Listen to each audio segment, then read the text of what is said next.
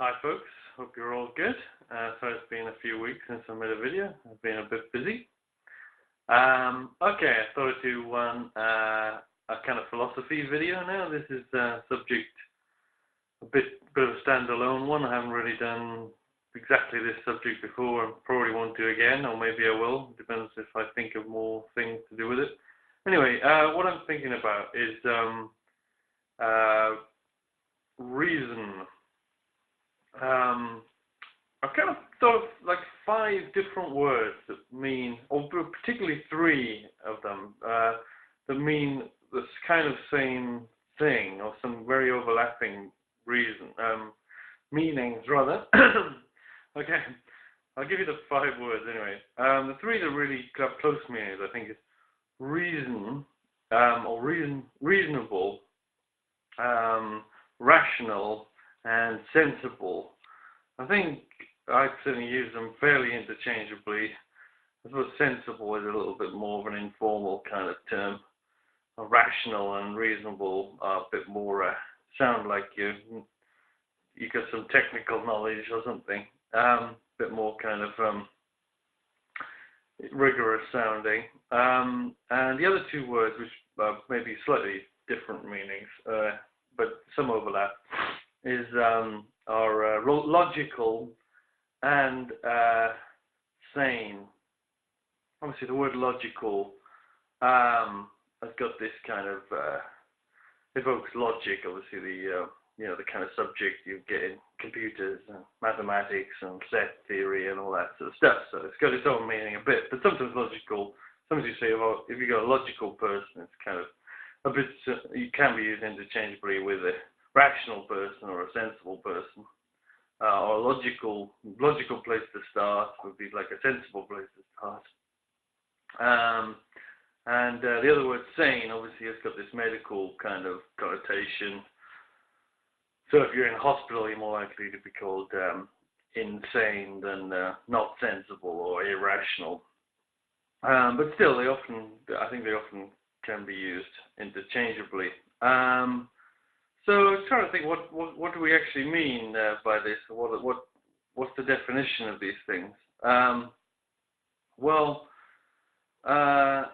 The first thing I should say is that these are kind of like first assumption sort of territory of your entire thinking. So if one person thinks one way of thinking is sensible, another person thinks another way of thinking is sensible, it's hard to tell how they would settle their difference, really, because these are kind of, as I say, these are fundamental sort of starting points.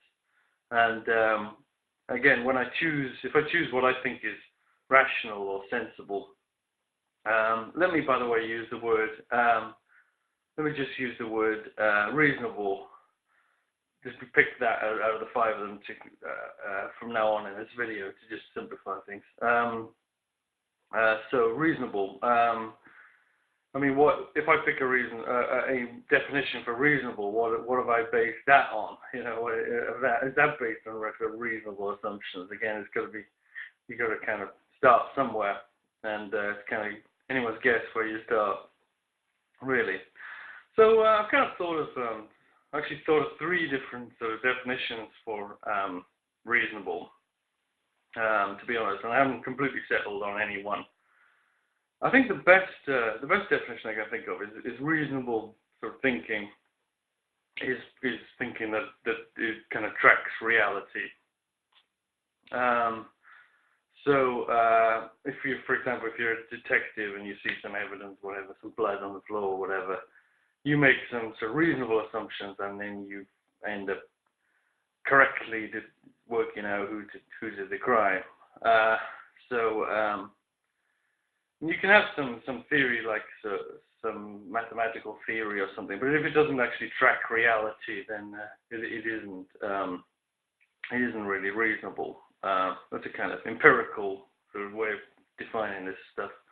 I think that's the best definition, but there's kind of 2 others kind of floating around in my mind as well.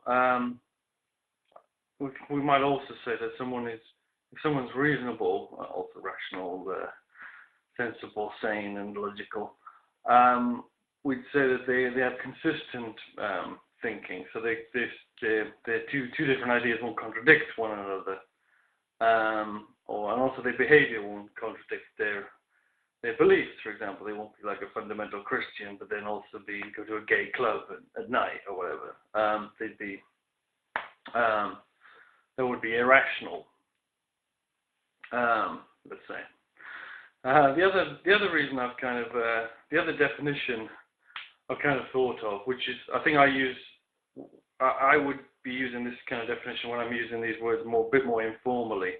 Is basically we're saying a kind of value judgment. We're basically saying a sensible person is kind of a person that thinks the way I do, or thinks the way we do as a society. So I definitely do use it in that kind of sense. But I also kind of don't like that, using it in that sense. I wouldn't try to be too serious with that, because you get a danger there of kind of straddling this kind of is-ought gap. You're kind of trying to make out that something you're saying is the truth when it's actually just a value judgment. I've often found other people doing this kind of thing with these words. For example, I saw this debate recently on the internet with Steven Pinker. The debate was, can science prove right from wrong? I don't think it can. I've done other videos on that, but he was sort of saying that, well, science can't, but reason can. And I think in that case, what he's really sort of doing is kind of smuggling in his value judgments. I don't think reason can tell us right from wrong, but you might feel it does. But I think he's probably putting his values, when he says he thinks of reason, he sort of thinks his values. I'm accusing him a bit here, but that's what I sort of feel. You can drift that way with the value kind of definition. You also find societies doing this. Like, for example, not so long ago, gay people were defined as insane, so they've kind of put a kind of medical word on it. But what they really were saying is that these people don't act according to the values of the society, which were in that case coming from religion to a large degree, to be honest.